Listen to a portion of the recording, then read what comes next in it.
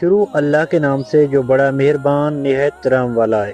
سورہ وائس کے معزز دوستوں، میں ہوں سورہ علی۔ آپ تمام دیکھنے اور سننے والوں کو السلام علیکم۔ حضور اکرم صلی اللہ علیہ وآلہ وسلم بازار کی طرف جا رہے تھے۔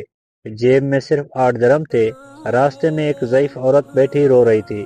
آپ صلی اللہ علیہ وسلم رک گئے، اس کے قریب پہنچے اور اس کے غم میں شریک ہونے کے لیے اسی سے پوچھا، بڑی بی کیوں رو رہی ہو؟ کیا حادثہ پیش آیا ہے؟ بی بی نے 2 درہم دے کر سودا لینے کو بھیجا تھا، وہ درہم راستے میں کہیں گر گئے، اب وہ کیا خیال کرے گی؟ یہ کہہ کر بڑھیا زاروں قطار رونے لگی۔ آپ صلی اللہ علیہ وآلہ وسلم نے جیب سے 2 درہم نکالے، بڑھیا کے ہاتھ پر رکھے اور اس کو تسلی دیتے ہوئے آگے بڑھ گئے۔ بازار پہنچ کر اللہ کے رسول صلی اللہ علیہ وسلم نے 2 درہم میں ایک قمیض خریدی اور واپس ہو گئے۔ واپسی میں کیا دیکھتے ہیں کہ ایک فقیر بالکل ننگا کھڑا ہے، پھٹا پرانا چتھڑا ٹانگوں پر باندھ رکھا ہے اور صدا لگا رہا ہے، جو مجھے پہنائے گا اللہ اسے جنت کا جوڑا عطا فرمائے گا۔ آپ صلی اللہ علیہ وآلہ وسلم ذرا رکے، فقیر نے پھر صدا لگائی، جو مجھے پہنائے گا اللہ اسے جنت کا جوڑا عطا فرمائے گا۔ آپ صلی اللہ علیہ وآلہ وسلم نے وہ قمیض اسی وقت اس فقیر کو پہنا دی اور پھر بازار کی طرف چل دیے۔ وہاں جا کر آپ صلی اللہ علیہ وآلہ وسلم نے دوسری قمیض 2 درہم میں خریدی اور اپنے گھر کے لیے واپس ہوئے۔ دیکھا کہ راستے میں پھر وہی بڑھیا کھڑی رو رہی ہے۔ دریافت فرمایا، بڑی بی اب کیا بات ہے؟ بولی، یا رسول اللہ صلی اللہ علیہ وآلہ وسلم، میرے ماں باپ آپ پر قربان، میں کہاں تک آپ صلی اللہ علیہ وآلہ وسلم کو پریشان کروں؟ گھر سے نکلتے ہوئے کافی دیر ہو گئی ہے، گھر والے انتظار کر رہی ہوں گی، یہاں دیر لگ گئی، اتنی دیر میں پہنچوں گی تو وہ ناراض ہوں گی، برا بھلا کہیں گی، سزا دیں گی۔ بڑھیا یہ کہہ کر پھر زور زور سے رونے لگی۔ آپ صلی اللہ علیہ وسلم نے بڑھیا کی فریاد نہایت دھیان سے سنی۔ بڑھیا پر بڑا ترس آیا، اسے تشویح دی اور فرمایا، چلو میں تمہارے ساتھ چلتا ہوں۔ بڑھیا خوشی خوشی چل دی۔ اللہ کے رسول صلی اللہ علیہ وسلم بھی ساتھ ساتھ تھے۔ تھوڑی ہی دور گئے تھے کہ کچھ انصار کے گھر نظر آئے۔ بڑھیا نے رسول صلی اللہ علیہ وسلم کو بتایا، میں انہی گھروں میں کام کرتی ہوں، ان گھروں کے مرد باہر گئے ہوئے ہیں، گھروں میں صرف عورتیں ہیں۔ آپ صلی اللہ علیہ وسلم گھروں کے قریب پہنچے اور ذرا بلند آواز سے کہا، اے بیبیو السلام علیکم ورحمۃ اللہ۔ آواز مانوس تھی، ہر خاتون متوجہ ہو گئی، مگر بالکل خاموش رہی، کسی گھر سے کوئی جواب نہ آیا۔ آپ صلی اللہ علیہ وآلہ وسلم نے پھر بلند آواز سے کہا، السلام علیکم ورحمۃ اللہ وبرکاتہ۔ پھر وہی خاموشی رہی، کسی گھر سے کوئی جواب نہ آیا۔ خواتین دروازوں کے قریب آ گئی اور مشتاق تھی کہ وہ دل نواز آواز پھر آئے۔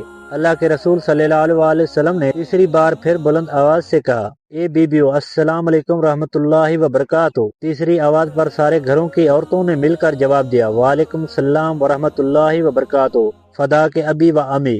آپ صلی اللہ علیہ وسلم نے پوچھا، بیبیو کیا تم نے میری پہلی آواز نہیں سنی تھی؟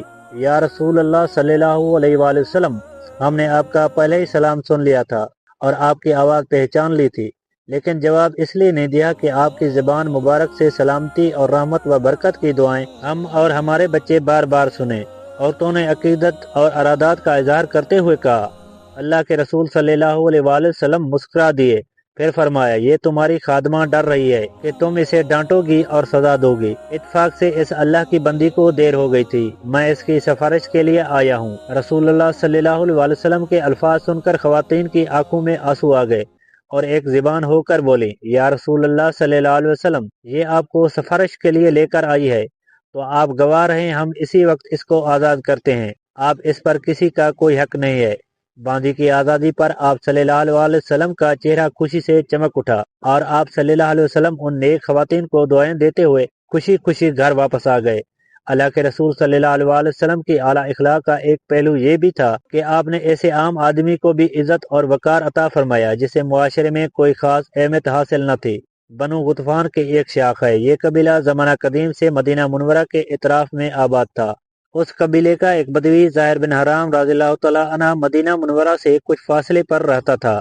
یہ نہایت غریب شخص تھا، شکل و صورت میں بھی زیادہ خوبصورت نہ تھا، مگر اس کی ایک اہم خوبی یہ تھی کہ یہ اللہ کے رسول صلی اللہ علیہ وسلم سے بہت محبت کرتا تھا اور اللہ کے رسول صلی اللہ علیہ وسلم بھی اس سے خوب محبت کرتے تھے۔ زاہر بن حرام اشجی جب بھی مدینہ منورہ آتا تو اللہ کے رسول صلی اللہ علیہ وسلم کے لیے کچھ دیہاتی تحفے، مثلا تازہ سبزیاں، پھل، ستو، شہد وغیرہ وغیرہ لاتے۔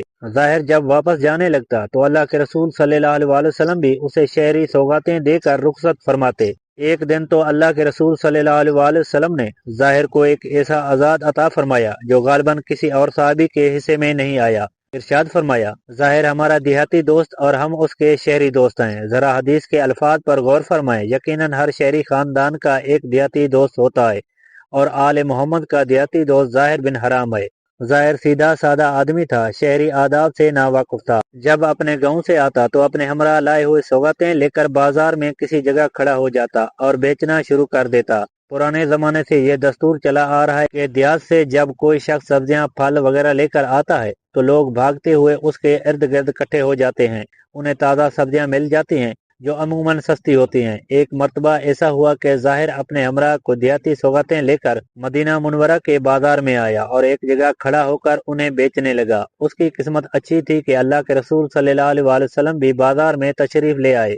آپ صلی اللہ علیہ وسلم نے اپنے دیہاتی دوست کو دیکھا تو آپ نے پیچھے سے جا کر اس کی آنکھوں پر اپنے ہاتھ مبارک رکھ دیے۔ ناظرین ذرا تصور کیجئے کہ ظاہر کی آنکھوں پر اللہ کے رسول صلی اللہ علیہ وسلم کے ریشم سے زیادہ نرم و نازک اور عنبر گلاب سے زیادہ خوشبودار ہاتھ ہیں۔ پہلے تو وہ گھبرایا، وہ گھبراہٹ کے عالم میں کہہ رہا ہے، کون ہے بھائی، میرے آنکھوں پر کس نے ہاتھ رکھ دیے ہیں؟ لیکن جب اس نے اللہ کے رسول صلی اللہ علیہ وسلم کے مبارک ہاتھوں کی نزاکت کو محسوس کیا اور آپ صلی اللہ علیہ وسلم کی خوشبو سونگھ لی تو اسے معلوم ہو گیا کہ اس کے پیچھے تو کائنات کے امام کھڑے ہیں۔ اس نے موقع غنیمت جانا اور اپنی پشت کو اللہ کے رسول صلی اللہ علیہ وسلم کے سینے سے ملنا شروع کر دیا۔ اللہ کے رسول صلی اللہ علیہ وسلم نے محبت بھرے انداز میں فرمایا، لوگوں کون ہے جو اس غلام کو خریدے؟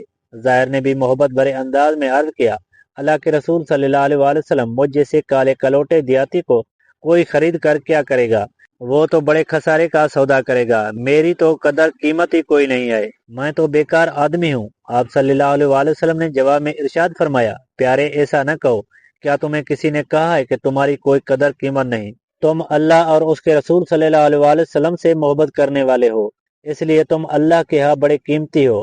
آج کی ویڈیو میں تھا بس اتنا ہی۔ ایسی مزید اسلامی اور معلوماتی ویڈیو دیکھنے کے لیے ہمارے چینل کو سبسکرائب کر لیں۔ شکریہ، تھینک فار واچنگ۔